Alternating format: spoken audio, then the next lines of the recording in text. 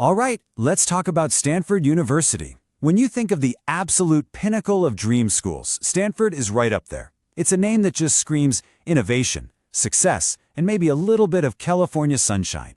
So, let's dive into what this legendary place is all about. I mean, this is the official line, right? It's a place for the best of the best. You can just picture it. Future tech founders, Nobel Prize winners, and Olympic gold medalists all walking down the same palm tree-lined paths. That's the powerful image Stanford sells to the world. But beyond the glossy brochures and the huge global reputation, what's the actual day-to-day feel? In this explainer, we're going to peel back the curtain and give you the real story, the unofficial guide to Stanford. We're talking culture, the trade-offs, and what it really takes to get in. So first, let's just set the stage. Where does Stanford sit in the whole university universe? Well, it's pretty much considered the most prestigious school on the West Coast, and it absolutely holds its own against any of the Ivy League giants. Your Harvards, your Princetons, your Yales. It's in that top tier. So what is it that makes Stanford, Stanford? It really comes down to this unique cocktail of three things: world-class academics, an absolute powerhouse athletics program, and this constant entrepreneurial buzz. You can feel it in the air. This specific combo is what makes it so different.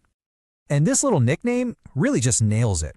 Think about the crazy, intense, super smart STEM focus of a place like MIT. Now take that and fuse it with a sports program that dominates on a national level. It's the kind of place where a coding genius and a future Olympian could be lab partners. And listen, when I say dominant, I am not exaggerating.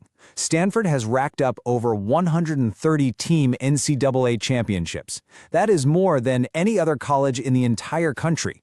Sports aren't just a side thing here. They are baked into the DNA of the university. So you take these brains and this brawn, and you mix them together. What kind of campus culture do you get? Well, if you walk around Stanford, the energy is just electric. It feels like absolutely everyone is building an app, or starting a nonprofit, or launching a company. But this famous hustle culture has a dark side. And that brings us to a term you absolutely have to know: duck syndrome. This is the perfect metaphor for what it's like to be a student there. Everyone looks so calm, cool, and collected on the surface, just gliding along. But underneath the water, they are paddling like crazy, just to stay afloat with the insane workloads and pressure. And this chart really gets at that central conflict. On the one hand, you are surrounded by these incredibly motivated people. You have professors who might literally invest in your startup idea. It's unbelievably exciting. But the flip side of that coin is a constant feeling of burnout, this hidden stress, and the pressure that you're just never, ever doing enough. So, keeping that whole cultural vibe in mind, let's break down the actual pros and cons of going to Stanford based on what students themselves say. The upsides? They are massive.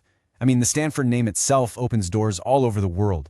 The engineering and STEM programs are legendary, of course, but it's also fantastic for humanities, like English and economics. The campus is gorgeous, the weather's amazing, and they have this great Intra-SEM program, these tiny seminars with only 16 students, so you get real face time with brilliant professors. But there are some really consistent complaints. A lot of students say making and keeping friends is hard. Everyone is so overcommitted that plans just constantly get canceled, which can make friendships feel a little superficial. And while the professors are geniuses in their fields, that doesn't always make them good teachers. It can be really hit or miss. Even joining clubs is a battle. Some of them have acceptance rates under 10%. Okay, so you've heard the good, you've heard the bad, and you're still thinking, sign me up. What does it actually take to get accepted? Let's get into the admissions game and bust a couple of big myths while we're at it. So you look at these numbers, and they seem to tell a pretty simple story, right? The regular decision rate is a brutal 4%, but the early action rate is over double that, around 9%.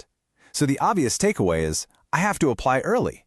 But, well, it's not quite that simple. Now, before we get back to that, let's add another piece to this puzzle: standardized tests. Stanford is test optional, and you can see that only about half of all the people who apply even send in scores. But now, look at the bar on the left. 72% of the students who actually get admitted submitted scores. That's a huge difference. It tells you that even though it's optional, a good score seems to really help. Okay, so let's circle back to that first big myth. Does applying early actually double your odds of getting into Stanford? This is probably one of the most common misconceptions out there. The reality is, for the average, unhooked applicant, there's not much of a statistical boost at all. That higher early acceptance number is super skewed by recruited athletes and other applicants with deep institutional connections who are basically getting a green light ahead of time. For everyone else, the advantage is pretty tiny. And what about that whole test optional thing? Does it mean that scores are basically irrelevant now, that you don't need to worry about them? Well, as you probably figured out from that chart we just looked at, the answer is a big no. When nearly 3/4 of the accepted class are sending in their scores, optional definitely does not mean unimportant.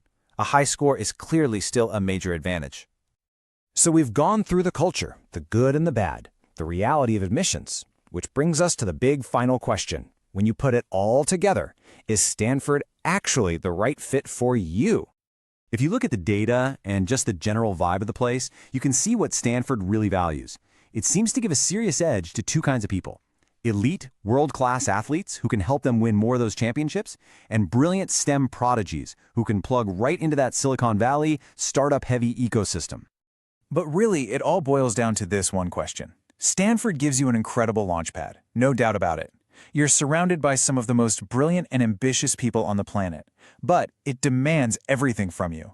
It's a place of enormous opportunity, but it's paired with enormous pressure. So the real question isn't just, can you get in? It's, are you ready for the hustle?